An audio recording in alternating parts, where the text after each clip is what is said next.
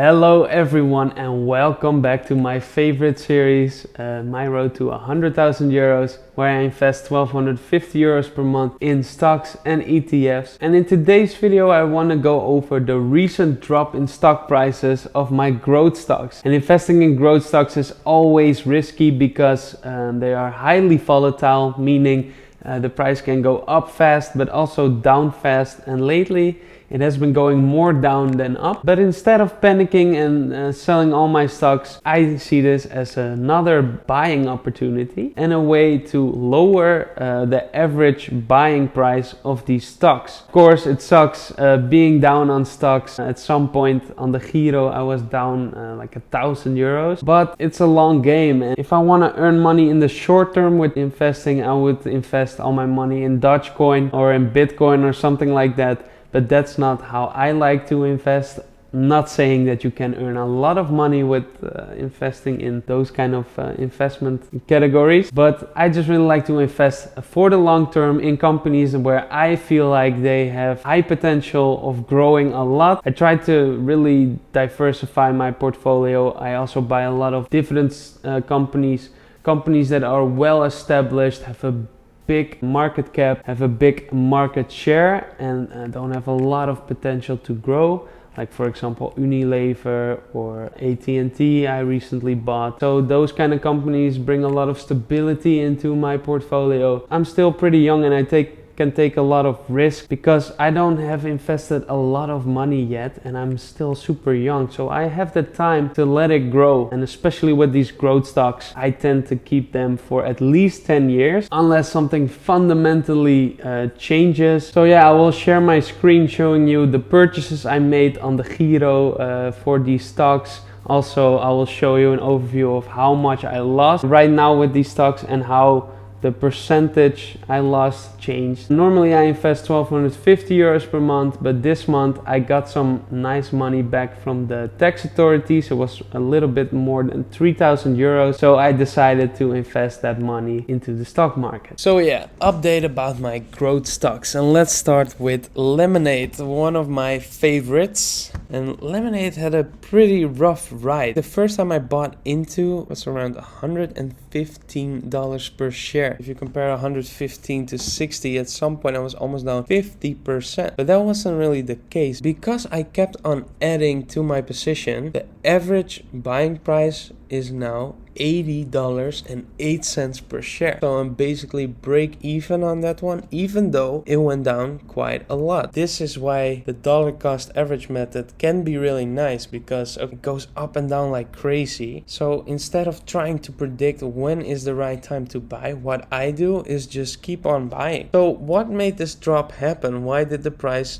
drop, and why is it still smart to keep this stock? Well, first of all, Lemonade was, and maybe still is, pretty overpriced if you look at their financials. The total value of the company is around 5 billion right now. If you look at their revenue last year, it was 94 million, factor of roughly 50 times there, which is ridiculously high even now. What is normal then? What is a normal price to sales ratio? Well, if you look at the S&P 500, the average PS ratio or price to sales ratio is just above 3, 50 and 3. There's a big difference there. But okay, let's look at some stuff. So in-force premiums, that's always a big one with insurance companies. This is the amount of premiums that they receive. So as you can see, 2019 it was 57 million, 133 million. Basically doubles each year. That's pretty good. If you look at the gross loss ratio, that's ridiculously high. 121%. So they lost more than they made in revenue, which is really bad. But there's a reason for that, and that's the Texas freeze.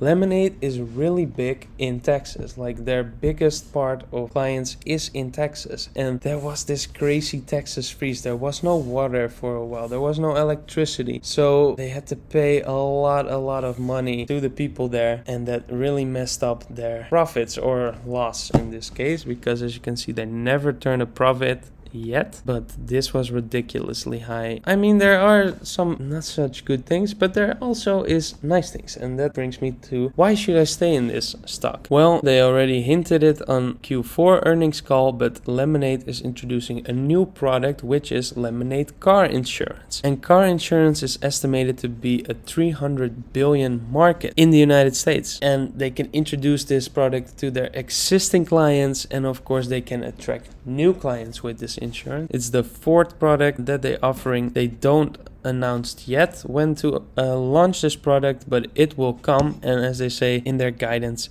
it's not accounted for any contribution so far. How can you grow? You can go to different markets where you attract new customers, penetrate the markets you already in more, or upsell. And that's what they're doing. Customer count went up by 50% compared to quarter of 2020. Premium per customer went up 25%, so they had more customers and those customers paid more, but they still have a long way to go. What is another reason? They have a really strong financial position. Here it is in cash equivalents and investment, total 1.2 billion. So even though they lost, what was it, 41 million this quarter, they can keep this up for basically 30 more quarters if necessary. Of course you don't want that would be really bad, but they are definitely not gonna get bankrupt anytime soon, even if they keep losing this amount of money. When you invest in these kind of companies, you kind of expect them to lose money in the beginning, because the main focus of this company is growth. Get to a certain scale that you can become profitable. And that's what they're doing right now. They're investing a lot in marketing and sales, a lot in development, a lot in entering other markets. So yeah, this stock is definitely not for the faint-hearted. If you haven't already, this could be a nice point to enter, but be aware that this stock is highly volatile and it can go down fast. But if you can take some risk and you have a long time horizon, this might be a nice stock to add to your portfolio. Let's move on to the next one, which is NIO, currently trading for $35.83. Yesterday it went up almost 5%. And what happened with NIO? Why is it down? The first time I bought NIO, I bought it for $55, and then it went down to 35 pretty fast, and it has been more or less kind of stable ever since. And the lowest point it went was like $31. I wanted to buy more, but I already invested so much money this month that I was like, okay, I gotta put the brake on myself, because I'll show you guys later, I bought a lot, these 4 stocks that I'm talking about today. Sometimes it's also good to wait a little, because NIO is a young company, it's a growth company, and you don't have to always rush buying more and more. Sometimes you get anxiety. I also get that when it's down a lot, I need to buy more, but sometimes it's also good to wait a little and let it play out. But yeah, why is it down so much? Well, same goes for NIO as Lemonade, is that it has a very high valuation. At current price, it's 58 billion, and at some point it was almost 100 billion. Pretty high for a company that hasn't made a profit yet. Another reason it's down, because a shortage of semiconductors is slowing down the growth. Another thing is they had a good earnings report, but that doesn't satisfy growth investors to just have a good earnings report. They beat the expectations by 6%, I believe it was. They had a revenue jump of almost 5 times year to year, but that wasn't enough for investors because they expected more. If we look at the total revenue in dollars, it's around 3 or 4 billion. So that's also like 20 times price to sales ratio, which is really high. But again, with growth companies, investors are more likely to pay a little bit more to date because they expect them to grow in the future. Why stay invested in NIO? Well, NIO has big potential. They are one of the leading EVs in China, which has the biggest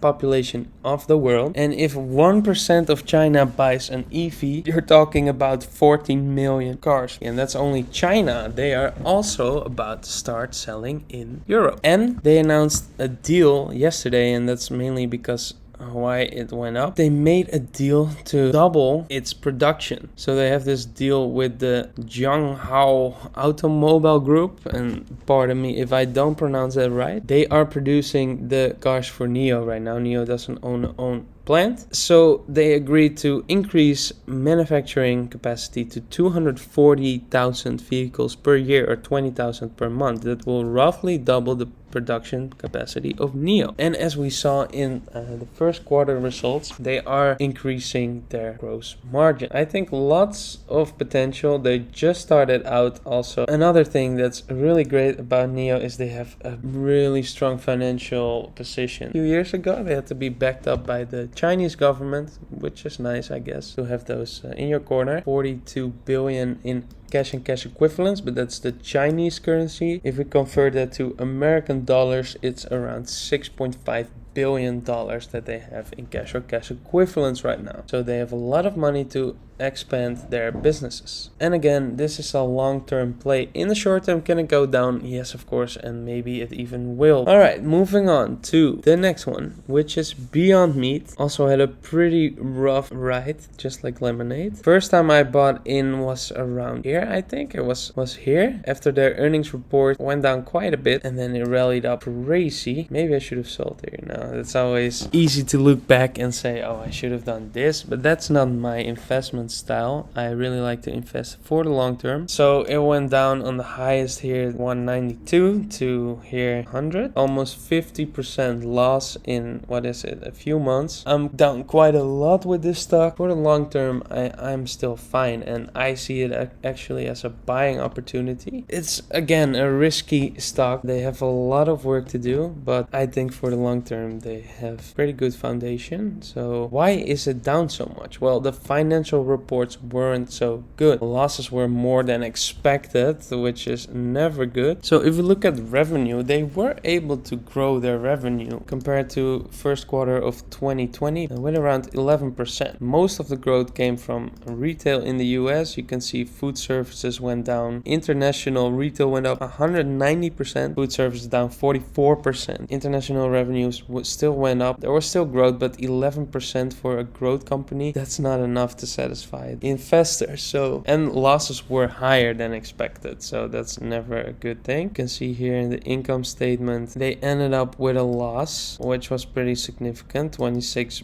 million. And also gross profit went down. Not only the amount, but also the percentage. And this is mainly due to fierce competition. The Impossible Burger is one of their biggest competitors. They are like in this price war, putting down discounts on discounts, trying to gain market share, and that will cost you your profits. And some people are questioning if the vegan burgers are really as healthy as they are portrayed. So here it says, recently brands like Beyond Meat and Impossible Foods have received criticism regarding their ingredients in meat alternatives. Many claim that the ingredients are too processed to be healthier than actual meat, although that isn't the case. So that's also why Beyond Meat is now working together with Stanford University to do long-term study on the effects of eating their products opposed to normal meat. So why stay in? Well, they have amazing deals with big food chains like McDonald's, Pizza Hut, and also retailers like Walmart. People are becoming more and more aware of their eating habits, and more people are turning vegan or are partially vegan, like they eat once or twice per week vegan. So that trend is a positive. Also, lots of potential. As you can see here, 80 million out of the 108 million comes from US, but US is not the only country in the world. You always learn something new here in this channel. But without joking, they have huge potential, and they are mainly focusing right now on rapid growth in Europe and China, which are the most logical places to go after you establish yourself in the US, in my opinion. They have a strong cash position. That's a nice thing about these growth companies, and they need it as well, but they have a really nice strong cash position. As you can see here, cash and cash equivalents 1.1 billion when their total assets are 1.4 billion. So, and they got this through senior notes, so that's long-term debt that will possibly even be converted to shares. So then you get a little dilution in shares, but that's an easy way for a company, or easy, but that's a nice way for a company to get more capital. They also in the short term will definitely not go bankrupt whatsoever. And then we go to the last company, which is Airbnb. And Airbnb also had a pretty rough ride. They aren't that long stock listed so far. Currently they are trading below the closing price of the first day that they were stock listed, which was in December. So why is it down? Well, it's really repetitive, but Airbnb was really highly valuated and maybe still is, because at current price is around 82 billion and with a year-on-year revenue of 3.4 billion. So that gives you a price to sales ratio of almost 24. As we saw earlier, the average of the S&P 500 is at 3. So what happened? Well, if we look at the financial, we can see that they had less revenue than in 2019 and higher losses, which is understandable. I guess COVID takes longer than some people anticipated, and of course this has a big influence on Airbnb's business. And they also issued senior notes for 2 billion, which probably will be converted into stocks, which means again shareholders will be diluted, and the net loss was 3 times as high as last year. So those are the main reasons why the stock is down as much as it is. So why would you stay invested in Airbnb? Well, there's definitely a light at the end of the tunnel. If we look at COVID, vaccinations are picking up around the world, and if one company will profit a lot from the world opening up again, it's Airbnb. They managed to grow even during the lockdown. It wasn't a lot, but they managed to grow their revenue. They managed to grow their bookings. There's just a lot of potential for this company. They have a strong financial situation. They won't go bankrupt anytime soon, but it is important that when things open up, they will show fast growth. Again, rocky ride, risky stock. So I made a little sheet to show my stock purchases for Airbnb, Neo, and Lemonade. I bought twice, and first I bought when it went down quite a bit. Airbnb, I bought it at a price of $154.50. I bought 3 shares, and then it went down even more. So then I added on a little bit more for $140 per share, 3 more, and that gives me an average buying price of $147.25. Of these 6 shares, I already owned 4. I was able to bring it down quite a lot. I will show you in a little bit. Neo, I bought 15 shares for an average price of 35. First I bought at 37, then at 34. Like I said, it went to 31. I wanted to buy like 5 more. Could have done it, didn't do it, because as you can see here, the total 2,800 basically was already a lot. I also bought for almost 1,300 in dividend stocks this month. So, and I bought some ETFs. So all in all, invested a lot of money this month, and I thought it was fine for now. It's always good to keep yourself calm. Like I have a lot of cash in my bank right now, so I can always buy in these dips, and I will continue to do so. And then the last one, Lemonade, I was able to buy first about 4 shares for 78, and then it went down 17% in one day. So I was like, okay, if I bought at 78, I definitely will buy at 61.5 it was ultimately, and that really brought down the average price of stocks here was around $66 per share. And as of right now, here you can see the average buying prices I have. For Airbnb, it's $165, for Beyond Meat $135, Lemonade $80.08, and Neo $40.70. So because I kept buying when it went down, I tempered my losses pretty much. And for Lemonade, I'm now in a small plus, but here you can see Airbnb still down 17%, Beyond Meat still down 13%, even considering the big spike up from yesterday, which was 10%, and Neo still down 12%. Total of my growth stocks here, I lost almost 600 euros since I bought these stocks. Obviously, that's a lot of money, especially for some people, but considering all things, I am pretty happy with it. And I mean, not with the loss, but I'm happy with my growth portfolio so far. And yeah, the big growth I think will come in the future from this part. Of course, short-term losses, never nice, but really doesn't bother me at all. And that's really important if you invest in these things. Like I said, when I bought them, it's possible that they go down. And when they go down, they can go down a lot. So it's important to kind of have this agreement with yourself to not panic and sell, because the only time you will lose when investing is when you sell when the stock is down. Yes, on paper, I lost 600 euros right now with these stocks, but in reality, I didn't lose at all, because I'm not gonna sell right now. I'm not gonna sell next month. I'm not gonna sell next year. I want to keep these stocks for at least 10 years. So yeah guys, that was it for this update video. I hope you guys liked it. Let me know what you think about it, and if you have some interesting stocks that you are currently investing in, please let me know in the comments down below. I would really like to hear about it. I'm always open for new investment options, so please, if you have some for me, let me know. And yeah, if you made it this far in the video, I would like to thank you so much. It really means a lot to me. And if you like this video, please don't forget to smash that like button.